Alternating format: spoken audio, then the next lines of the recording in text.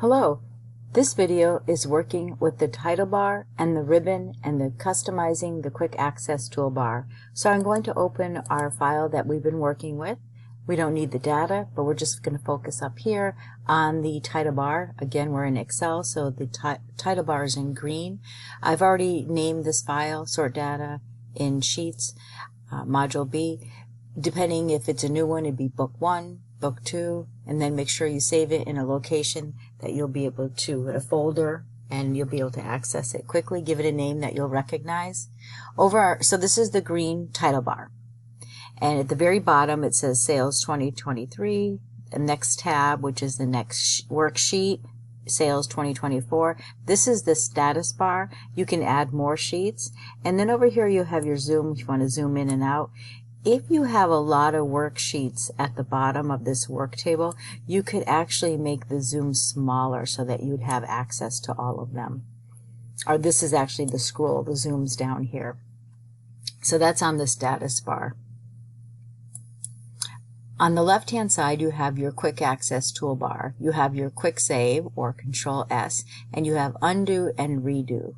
Over on the far right, you have the owner of this Microsoft applications, and then you have your ribbon display options. I have it so that it's showing all the tabs and commands. You could auto hide so that you have more room for your data. You could have just the tabs, but I prefer to have both the tabs and the commands. You have your minimize, restore or maximize, and close. So on the quick access toolbar, if you click the customize, right now it just has save, undo, and redo. I think in a previous video we talked about quick print and print preview and print. I like that feature. There's the paper with the picture of the icon, so if I clicked it, it would actually take me to a preview, and then I would notice, ooh, this won't fit all on one page. There's May and June on the next page. So at that point, I probably would change it to landscape so everything would fit on one page, and I didn't send it to the printer. Now I could, but I'm going to go back. So that's why I like the print preview.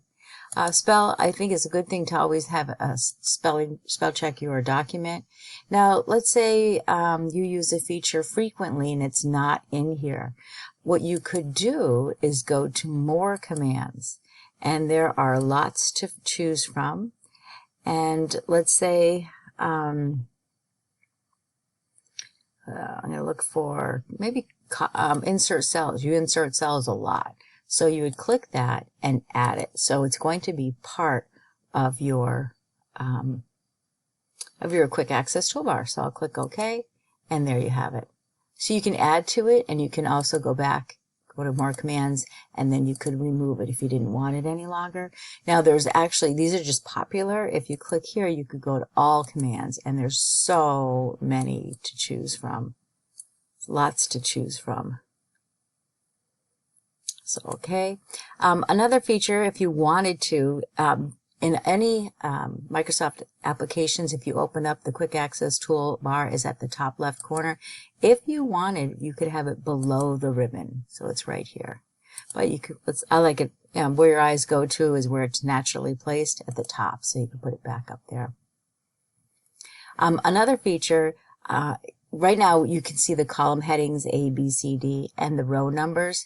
If you went to page layout, you could have the headings not available. So you can see how it would look as a final copy. And you could also have the lines, the grid lines, disappear. Just so you can see what it looks like professionally. But I think generally you always have those on. You could also, if I went to File, Print, and notice there's no labels showing, no column A, B, C, no row numbers, no lines showing. If you wanted, you could have the grid lines show on the print and the headings show on the print. Just to show you what that looks like. And it has the columns. So if we were doing an exercise together, you were working off a paper, you say, ooh, in B6, it should be Anna. So it's a nice way to see what your information, where it's located. So that is in Layout. And I'm just going to uncheck those. You don't need those. So that's it working with the title bar in Excel. You also have a share feature, and if you were to share, you would put in the information of someone that you'd want, their email address of who you'd want to share this Excel spreadsheet with, which is a nice feature. You can add comments when you're sharing this, so they could, double check the total row for me, make sure everything, the information's okay. You could put comments in there. So now let's look at Google Sheets. So in Google Sheets, you have the title bar. It's displayed slightly different. There is more of a ribbon and options visible in Microsoft Excel. In Google Sheets, there's more searching with the drop-down box to see where things are located. But generally, you'll find them. You just have to spend probably a little more time getting accustomed to the layout. But you have your title here, and you could type a name for it. You have if you wanted this one to be starred, so that you open it rather often, you could star it so it's at the beginning of your list. In here, if you wanted to move it to a different location, you could select that. And if you wanted to see your document status, you could click this. You also have the last time it was edited shows. If you wanted to add a comment or look at the comment history, you could do that as well.